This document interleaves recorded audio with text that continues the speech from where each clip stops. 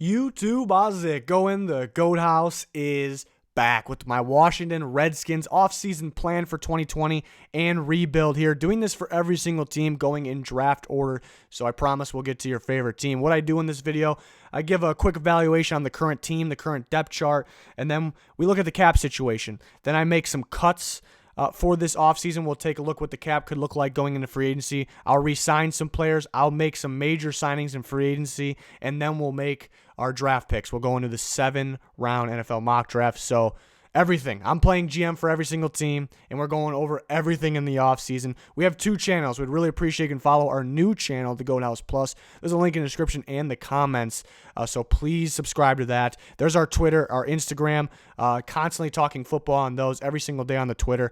You'll find the link down below as well. Please follow us on those, and then you'll find our Patreon link with extra content in the description of the video. The first thing I like to do on these videos real quick is just take a look at the overall depth chart, which this hasn't really been updated. As you see, Josh Norman's been cut, Paul Richardson's been cut. So the Redskins are already making some right moves. The moves I agree with here. But then we see where they can get better. And what I like about this team with this, especially this Ron Rivera defense, it's a very good defense. And there's spots they can get better to make it an elite defense. And I think that could be the plan in free agency, kind of finish that, because we know our identity here. It's going to be defense. So I think we focus on that, maybe get somebody with Cole Holcomb for the future, but something interesting, some young guys that I actually like. I like Ryan Anderson. I like Sean Dion Hamilton, two Alabama guys, but Reuben Foster, another one that we know has extreme talent if he's on the field. So that's a guy to kind of keep in mind there. But we're looking good across the D line and the pass rush position. It's really the cornerback position, and then finding a good pair with Landon Collins on the defensive side to kind of complete this defense, this Ron Rivera defense. You look at the offense. I like Dwayne Haskins for the future. I think it's too early to discuss Alex Smith or the potential of his return. To me, it's too early. I see a lot of people talking about that. To me, they're set at running back. The big question is health at running back. That's the huge question. And offensive line's a question because you see the guys in red are free agents, and you would like to get Scherf back. We'll talk about that in a second. Flowers, you do not want back.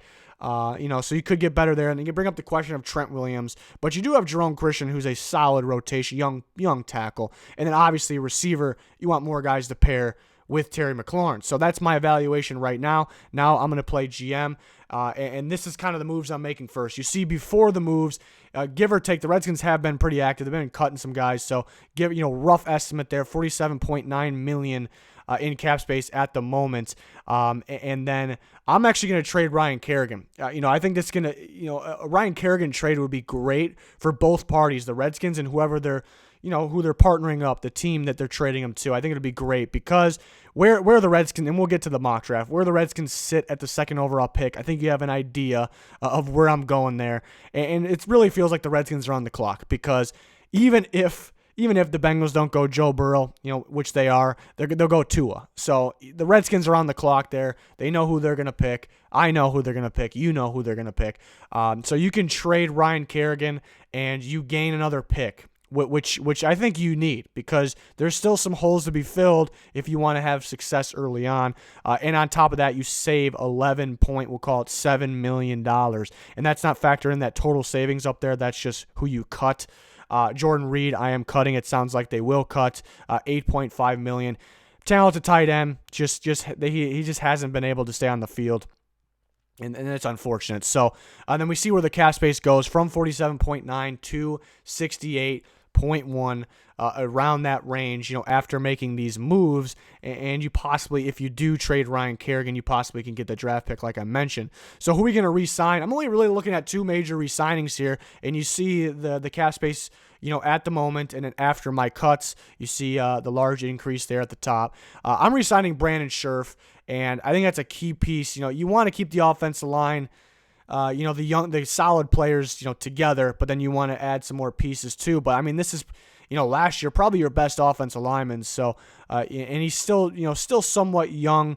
So I'm signing him to around a 3-year, maybe 4-year deal. And I want to make sure I'm getting him back. That's something I want to make sure. This is really the only one that, out of my guys, that's the guy I need back. I'm bringing back Case Keenum. 1-year deal, cheap contract. because Colt McCoy is also a free agent. I'd rather have Keenum back, with Dwayne Haskins. I'm expecting Alex Smith really not to be there this year yet, maybe next year.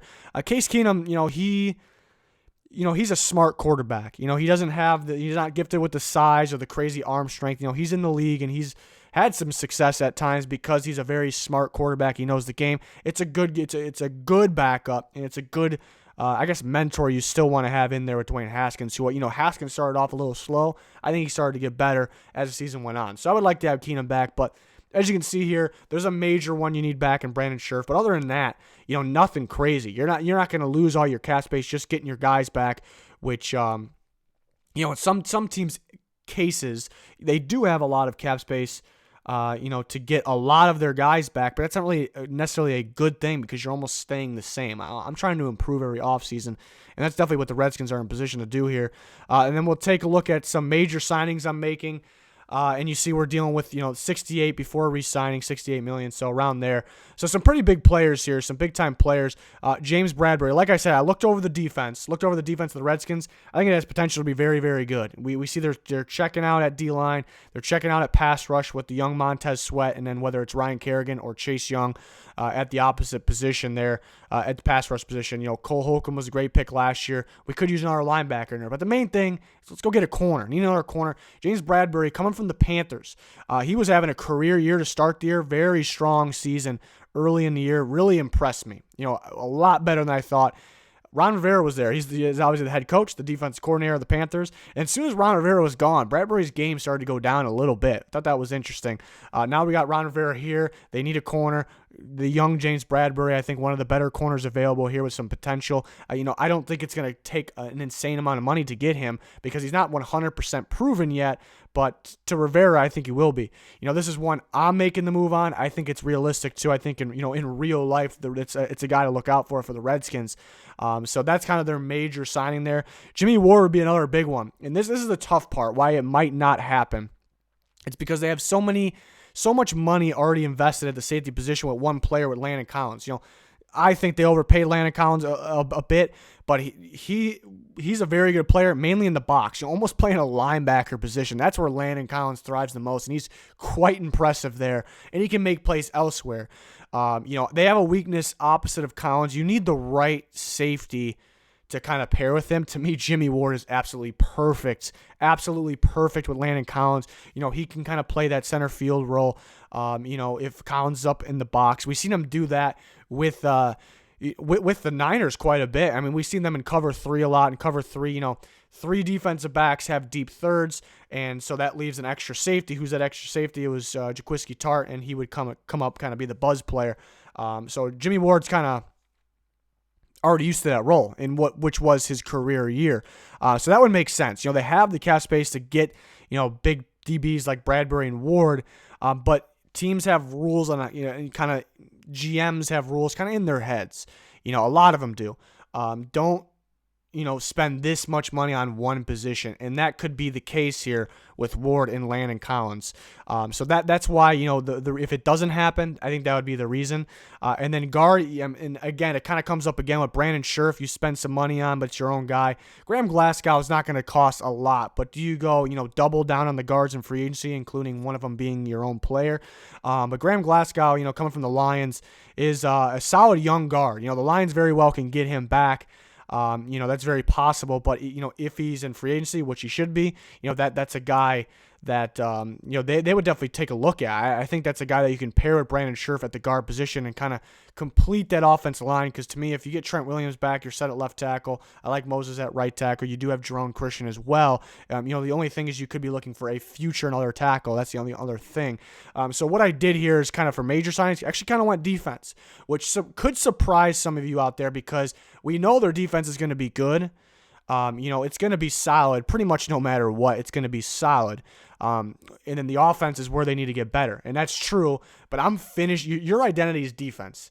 If you finish this thing off, if you go and get those extra pieces that you need, you're going to complete that task of your identity being a defense. Not only that, I think you can make it an elite defense. I really, really do. And that's how you're going to win games. Offense is young. You look at Dwayne Haskins. You look at Terry McLaurin. I mean, they drafted Bryce Love last year. You have Darius Geis. The only offensive line part is, somewhat veterans, which everybody wants. Everybody wants. So my point is you can go to the draft and focus on free agency. So my plan is defense, free agency, draft, offense. That's my point. And then we go to the 7th-round mock. And if they do trade Kerrigan, I think they would add a 2nd-round pick here, which would be big time because they don't have one. But in this simulation, where I manually drafted for just the Redskins, obvious Chase Young, number 2, arguably the best player in the draft, definitely the best non-quarterback in the draft. I have Joe Burrow, number 1, Chase Young, number 2 on my board. Very close. Chase Young, Montez Sweat. I'm not a Redskins fan, but that makes me want to be a Redskins fan, honestly. So very excited for that. And then Ron Rivera defense. And then 3rd round, like I said, it'd be just great if they can acquire a 2nd-round pick. But 3rd round, KJ Hill, the receiver from Ohio State. So we doubled down on the Ohio State guys. What did they do last year? They doubled down on the Ohio State. That's really not why I'm doing it. I just like the fits here. KJ Hill paired with Terry McLaurin. Similar player, similar footwork, route running ability. Kind of pair those guys together. Terry McLaurin's the only receiver that's really the only one that's actually worked out. And there's been some solid ones, guys that's played okay here and there. But Terry McLaurin's really been the only receiver in a long time that's really worked out for the Redskins.